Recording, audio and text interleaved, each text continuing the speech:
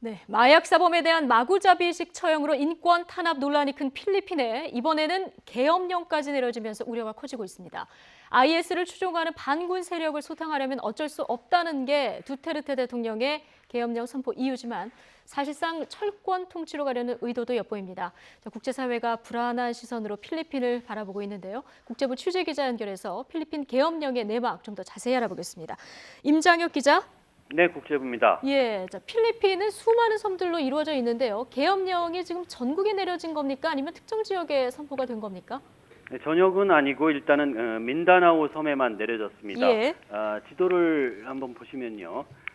필리핀 남부 노랗게 표시된 지역이 민다나오 섬입니다. 예. 섬이라고는 하지만 보시는 것처럼 필리핀 면적의 3분의 1 정도를 차지하는 남한 면적과 비슷한 넓은 지역입니다. 인구도 2천만 명에 이릅니다. 예. 3분의 1 면적의 2천만 명 인구. 자, 뭐 전국적인 계엄령은 아니지만 그렇다고 좁은 지역에만 국한됐다 이렇게 볼 수도 없다는 얘기인데. 네. 그렇다면 계엄령이 왜 내려진 겁니까? 일단 표면적인 이유는 전 세계적으로 테러를 일삼고 있는 IS와의 대테러전입니다. 예. 민다나오 계엄령은 현지 시간으로 지난 23일 선포됐고요. 민다나오 북부 마라이시에서 정부군과 반군 간에 벌어진 교전이 계기가 됐습니다. 민다나오 섬에는 정부에 대항하는 반군 조직들이 활동하고 있는데 이 중에 IS를 추종하는 마우테라는 무장 반군이 있습니다. 이 반군이 주요 시설물을 점거하고 성당이나 학교를 불태웠다는 게 필리핀 정부의 발표입니다. 이러면서 교전이 벌어져서 정부군과 경찰 여러 명이 숨지고 반군도 다수 사상자가 발생했는데 당시에 러시아를 방문 중이던 두테르테 대통령이 현지에서 이 소식을 보고 받자마자 즉각 계엄령을 선포한 겁니다. 예. 자, 그럼 지금도 전투가 계속되고 있는지 현재 상황은 어떻습니까? 위험한 상황이 계속되고 있습니다. 계엄령 이후에 정부군의 반군 소탕 작전이 계속되면서 지금까지 정부군과 반군 양쪽을 합쳐서 40명이 넘는 사망자가 발생을 했고요. 예. 부상자도 수십 명으로 파악되고 있습니다. 일부 민간인들까지 반군에 납치되거나 살해됐다 이런 소식도 들리고 있고요. 두테르테 대통령이 반군을 모두 소탕하라 이런 지시를 내리면서 정부군은 장갑차와 특수부대 투입은 물론 헬기와 로켓까지 동원해서 공습 작전도 벌이고 있습니다. 마라위시가 말 그대로 전쟁터로 변하면서 피난민들도 급격히 늘고 있습니다. 예. 마라위시 외곽에는 위험을 피해서 시를 빠져나가려는 주민들의 탈출 행렬이 계속 이어지고 있고요. 주민 20만 명 중에 절반이 훨씬 넘는 14만 명이 피난길에 나선 것으로 파악되고 있습니다.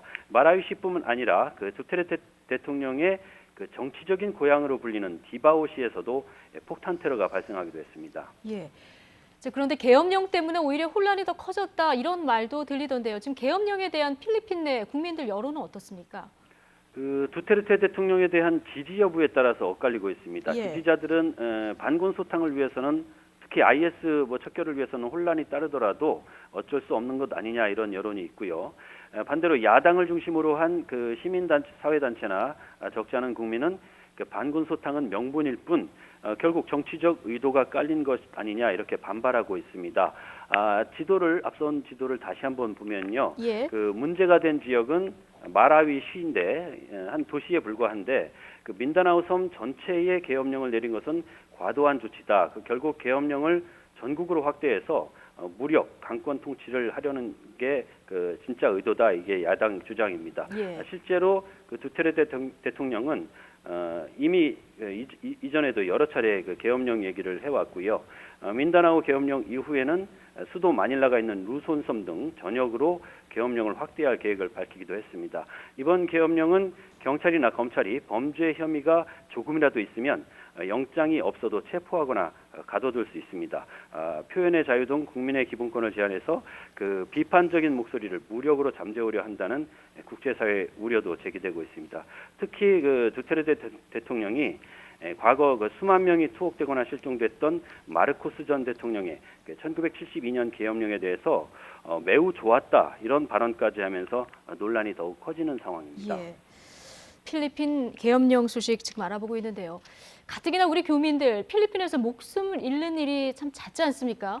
네. 우리로서는 현지 교민들이나 여행객들의 안전이 걱정일 수밖에 없는데 다행히 아직 교민 피해는 발생하지 않았다고요?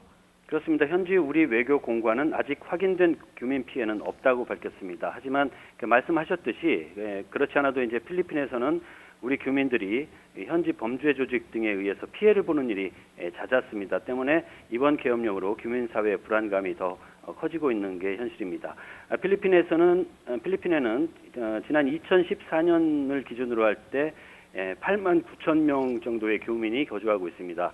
현재 계엄령이 내려진 민다나오 섬에도 4천 명에서 5천 명 정도 그 사이에 교민이 있는 것으로 추정되고 있고요.